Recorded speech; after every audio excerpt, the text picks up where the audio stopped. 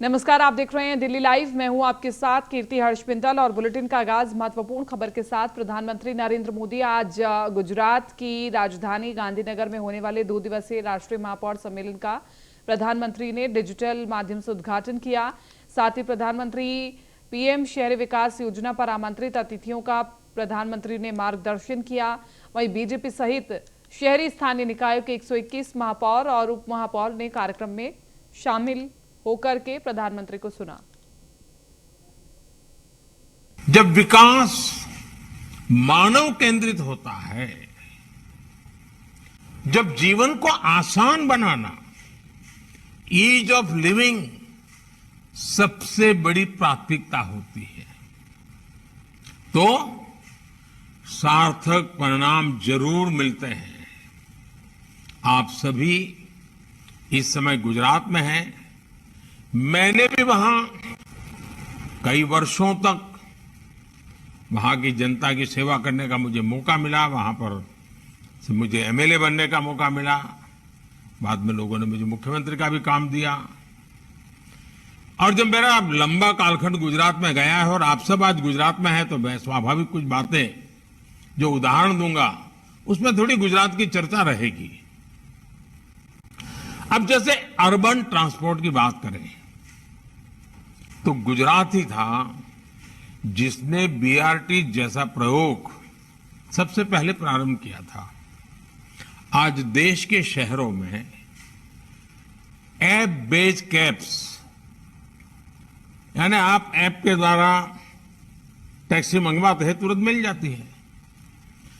ये बात आज हिंदुस्तान के में कॉमन हो गई है। लेकिन गुजरात में बहुत साल पहले इनोवेटिव रिक्शा सर्विस जी ऑटोज की शुरुआत हुई थी। और इनोवेशन किसी और ने नहीं, बल्कि हमारे ऑटो ड्राइवर्स की टीम ने ही किया था। आज रीजनल रैपिड ट्रांसपोर्ट सिस्टम और मल्टी मॉडल कनेक्टिविटी की इतनी चर्चा होती है, लेकिन गुजरात में बरसों पहले मल्टी मॉडल कनेक्टिविटी पर काम हो रहा है। दिल्ली से अगली खबर। गृह मंत्री अमित शाह का बिहार का दौरा। 23 सितंबर को बिहार जाएंगे गृह मंत्री अमित शाह। पूर्णिया और किशनगंज जिलों का दौरा करेंगे। पूर्णिया में आम सभा को संबोधित करेंगे। पूर्णिया के आसपास जिलों और मंडलों में पदाधिकारियों के साथ बैठक भी करेंगे अमित शाह। तो बड़ी खबर आपको बता रहे हैं, गृह मंत्री अमित शाह 23 सितंबर को बिहार जाएंगे। बिहार में उनका महत्वपूर्ण दौरा है। पदाधिकारियों के साथ वो बैठक करेंगे और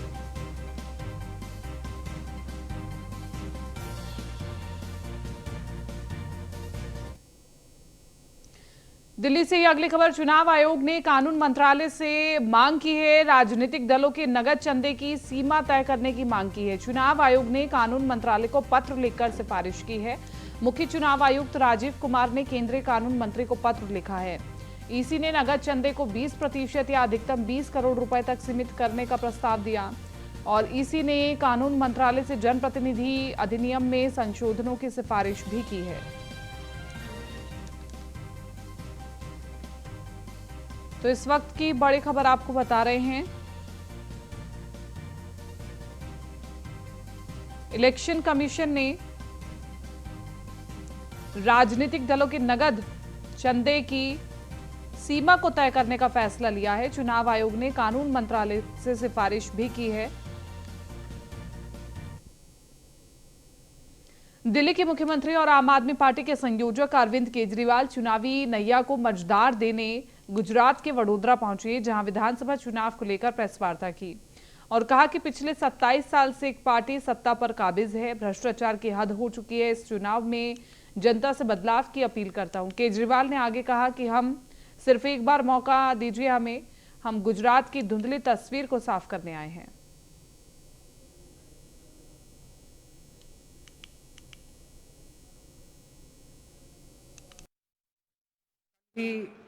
पंजाब के सीएम ने ऐलान किया है कि उन्होंने पंजाब के अंदर ओल्ड पेंशन स्कीम लागू करने की तैयारी करने के लिए ऑर्डर दे दिए हैं। तो जैसे पंजाब में अब लागू करने जा रहे हैं, वैसे ही हम लोग गुजरात में भी ओल्ड पेंशन स्कीम लागू करेंगे।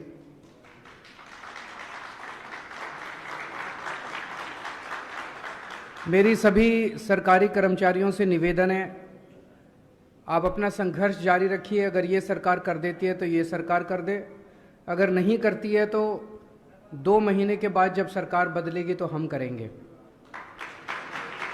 और सभी किसी भी राज्य के अंदर चुनाव जिताने में या हराने में वहाँ के सरकारी कर्मचारी बहुत बड़ा रोल अदा करते हैं। कि ये सरकार भ्रष्टाचारी है, ये सरकार सारे गलत काम करती है, जन विरोधी है। इस सरकार को 27 साल हो गए, अब अहंकार आ गया इनके अंदर। एक बार इनको हटाना बहुत जरूरी है। हम आप लोगों से एक ही मौका मांग रहे हैं। ये तो बार बार आके आपको कहते हैं एक मौका और दे दो, एक मौका और दे दो। हम तो अगली बार आएंगे तो आपसे यही कहेंगे कि अगर अच्छा काम किया है तो ही हमें दोबारा लाना, वरना मत लाना। कल ही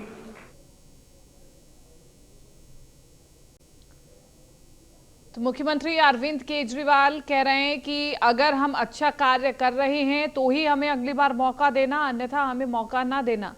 तो लगातार मुख्यमंत्री अरविंद केजरीवाल अपने दिल्ली मॉडल को जगह जगह जाकर के प्रदर्शित कर रहे हैं और कह रहे हैं कि हमें बच्चों के भविष्य की चिंता है।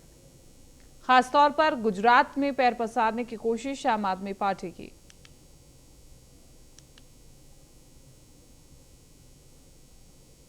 उत्तराखंड के सीएम पुष्कर सिंह धामी ने उत्तर प्रदेश के मुख्यमंत्री योगी आदित्यनाथ से फोन पर बात की। उत्तर प्रदेश सरकार द्वारा परिवहन निगम की परिसंपत्तियों की अवशेष 100 करोड़ की धनराशि उत्तराखंड परिवहन निगम को उपलब्ध कराने के लिए सीएम योगी का आभार व्यक्त किया है। मुख्यमंत्री ने कहा कि अवशेष धनराशि 100 करोड़ की धनराशि उत्तराखंड परिवहन निगम को भुगतान कर दिए जाने से दोनों राज्यों के परिवहन निगम के मध्य अस्थियों के विभाजन की समस्या का समाधान हुआ है।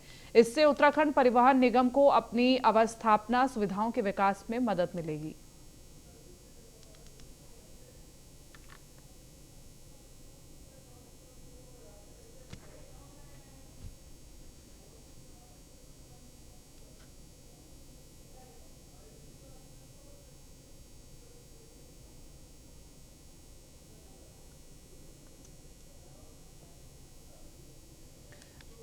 भारतीय जनता पार्टी के दिल्ली प्रदेश अध्यक्ष आदेश गुप्ता ने आम आदमी पार्टी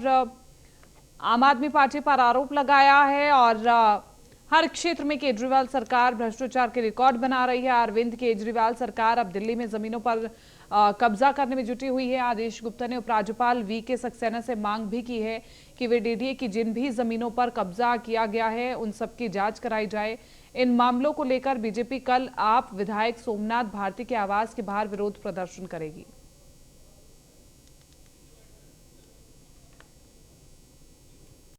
दिल्ली में जिस तरह से आम आदमी पार्टी सरकार के द्वारा भ्रष्टाचार के नित नए खुलासे हो रहे हैं और उससे आम आदमी पार्टी के चेहरा बेनकाब हो रहा है कि सत्ता पाने से पहले वो कुछ और थे, सत्ता पाने के बाद उनके चाल चरित्र चेहरा बदल गया है और एक ही मानसिकता है कि कैसे भी सत्ता में आओ और लूटपाट करो, कब्जे करो, गुंडागर्दी करो। इसका एक नया उदाहरण दिल्ली के मालवीय नगर इलाके के अंदर मिला। दक्षिणी दिल्ली के अंबेडकर नगर इलाके में अपराधियों के हौसले बुलंद होते हुए नजर आ रहे हैं। कई तस्वीरें निकल करके सामने आ रही हैं। अपराधियों के हौसले बुलंद है। आपको बता दें कि एक महिला को 15 अगस्त की रात को बड़ी बेरहमी से चाकू मारा गया था। उसके बाद उसकी जान तो बच गई, लेकिन उसके परिवार का पलायन शुरू हो गया, जिसके बाद परिवार वाले अपने घरों को छोड़कर कहीं और बसने के लिए मजबूर हो गए। वहीं पुलिस प्रशासन की ओर से अभी तक उनकी सुरक्षा सुनियोजित नहीं की जा सकी है। मामले पर एडिशनल डीसीपी साउथ की तरफ से इस मामले पर कड़ी से कड़ी कार्रवाई करने के निर्देश दिए गए हैं और दोषियों को जल्द से जल्द पकड़ने के आदेश दिए गए हैं।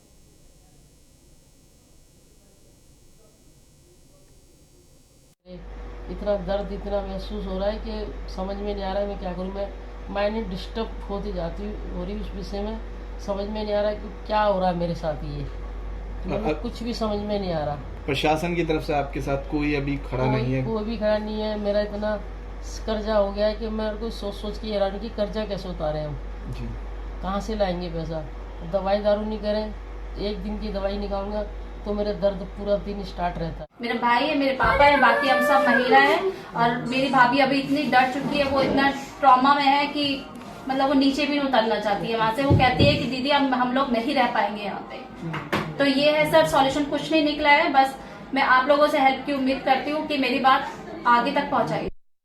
बहुत डर लगता है उस एरिया में जाने से। मैं वहाँ से घर खाली कर चुकी हूँ। मुझे अपने हस्बैंड की, अपने बच्चों की, अपने फैमिली की सेफ्टी चाहिए, जो कि मुझे गवर्नमेंट की, एम्प्लॉयज़ की किसी भी तरफ से मुझे कुछ भी सहायता नहीं मिल रही है। इसलिए हम अपना घर वहाँ से, क्योंकि उन लोगों के क्राइम पे कोई रोक नहीं हुई अभी तक, पुलिस की तरफ से कोई कार्रवाई नहीं हो रही है। तो हम लोग यहाँ से अपना शिफ्ट कर रहे हैं, यहाँ से खाली करके अपने बच्चों को सेफ जगह लेते हैं। अभी भी दिल्ली में दिल दहला देने वाली घटना सामने आई है, जहां पर महिला पर कई बार चाकू से हमला किया गया और आरोपी अभी तक फरार हैं और पीड़ित के घर वाले अभी तक डर के खौफ में जी रहे हैं और वो अपना घर बार छोड़कर इधर उधर एक तरीके से रेफ्यूजी की जिंदगी जी रहे हैं। ना तो वो अपने घर वापस जा रहे हैं, उनका डर भी लाजमी है क्योंकि पुलिस की तरफ से अभी तक कोई सख्त कार्रवाई नहीं की गई है।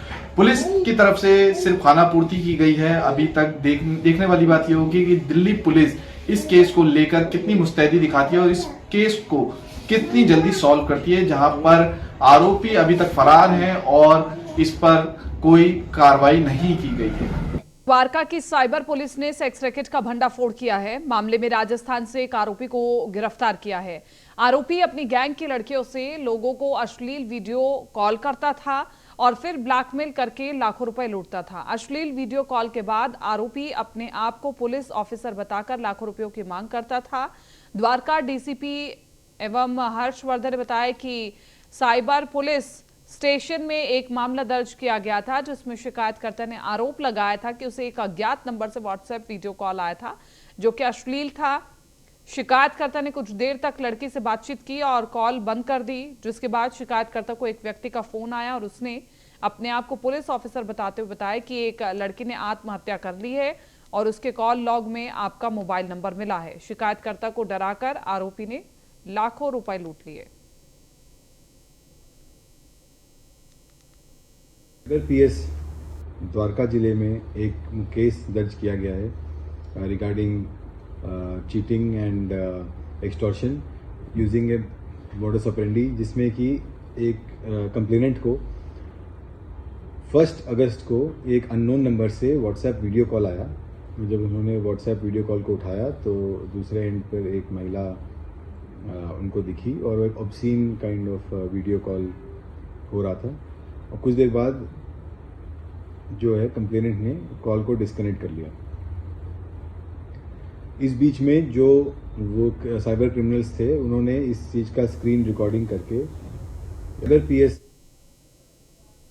पूर्वी दिल्ली के शकरपुर इलाके में हुई दिन दहाड़े लूट से इलाके में सनसनी फैल गई। बताया जा रहा है कि शकरपुर थाना इलाके के स्कूल ब्लॉक में पहली मंजिल पर नरेंद्र सुखीजा, जो पेशे से चार्टर्ड अकाउंटेंट है, उसके दफ्तर से घुसकर 2 अज्ञात नकाबपोश दबंगों ने चार्टर्ड अकाउंटेंट पर बंदूक तानकर 9 लाख रुपए की लूट की और फरार हो गए।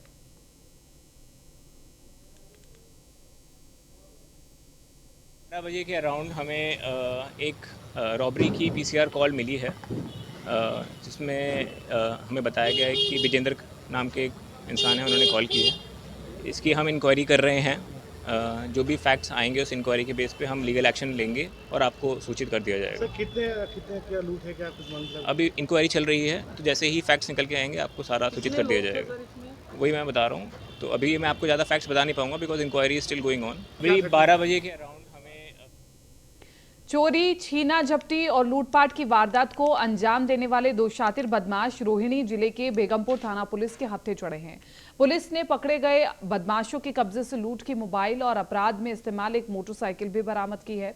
पकड़े गए आरोपी पहले भी चोरी डकैती की कई आपराधिक मामलों में शामिल रहे हैं। पुलिस आगे की जांच में जुटी हुई है।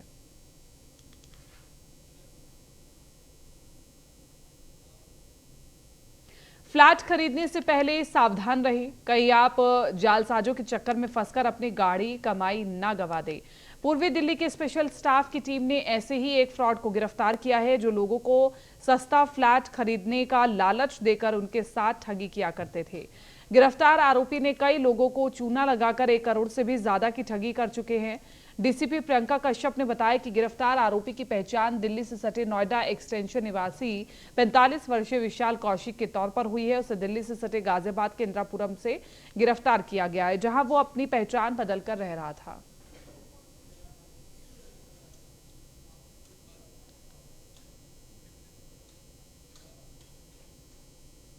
मध्य जिला के दिल्ली पुलिस के स्पेशल स्टाफ ने एक ऐसे शातिर स्नैचर को गिरफ्तार किया है जो चोरी की स्कूटी और मोटरसाइकिल पर स्नैचिंग की वारदात को अंजाम देता था।